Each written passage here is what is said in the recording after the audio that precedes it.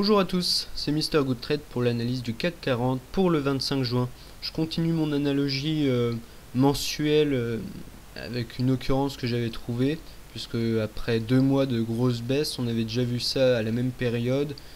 Les mois qui suivaient n'étaient pas très beaux, et d'ailleurs on avait signé le mois le plus sanglant depuis 1996, mais je crois que c'est le mois le plus baissier qu'on ait jamais vu sur le CAC 40. Et donc, je continue de suivre cette occurrence et on a encore 7 jours pour coller à cette occurrence. Voilà. D'ailleurs, on entre, encore une fois, je leur dis, dans une période propice au crack, puisqu'on remarque que souvent les cracks se font durant cette période. Voilà. Et donc, méfiance. Voilà.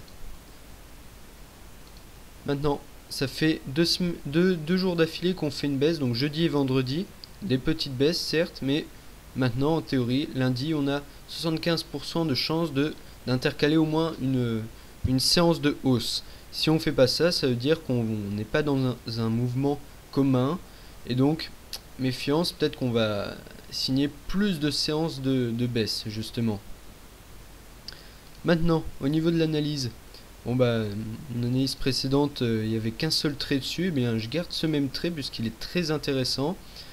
C'est la ligne de coup d'une épaule tête, épaule inversée, qui nous renverrait sur les 3300 points si on cassait avec des volumes cette ligne de coup. Ce qui n'a pas été le cas cette semaine. D'ailleurs, les volumes ont été assez faibles cette semaine, ce qui indique que les niveaux sont peu travaillés ici et peu achetés. Quand on repasse au-dessus de cet oblique, il y a peu d'acheteurs. Donc ça, c'est assez mauvais signe. Autre chose de très intéressant et de très rare, regardez, on a fait ce qu'on appelle un Tristar. Un Tristar, qu'est-ce que c'est? C'est 3 dojis d'affilée qui peuvent marquer la fin d'une hausse. Hausse qui avait pris depuis le 4 juin.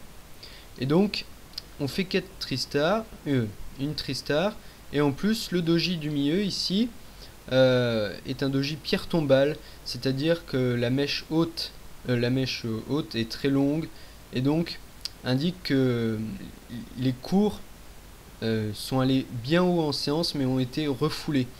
Donc ça c'est très négatif et donc après un Tristar, statistiquement on a des séances de baisse ou un petit mouvement baissier qui doit venir. Maintenant on est revenu coller sur la moyenne mobile à 7 séances ici, mais on est toujours au-dessus de la moyenne mobile à 20 séances haussières.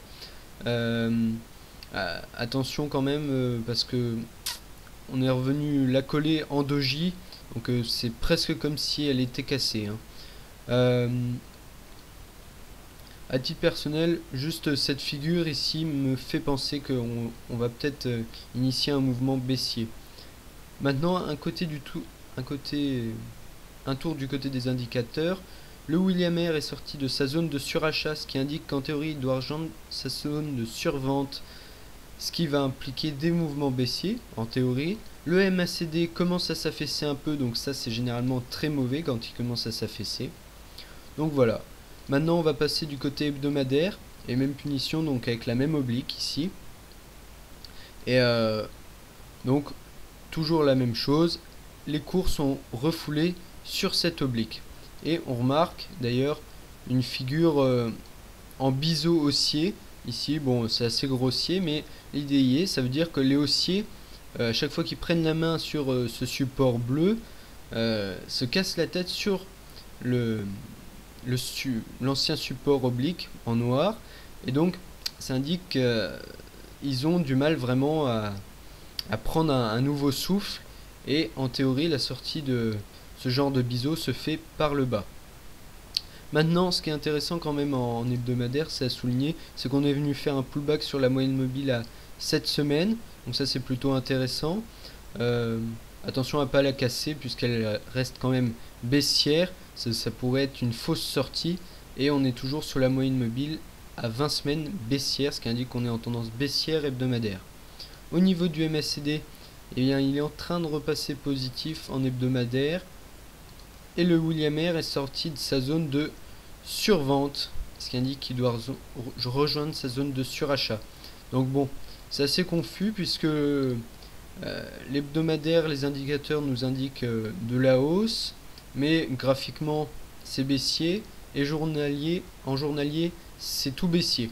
Bon, moi je vais suivre quand même la baisse, puisqu'on n'arrive vraiment pas à repasser sur au-dessus de cet ancien support. C'est généralement très mauvais. Voilà. En vous souhaitant une bonne semaine et à bientôt.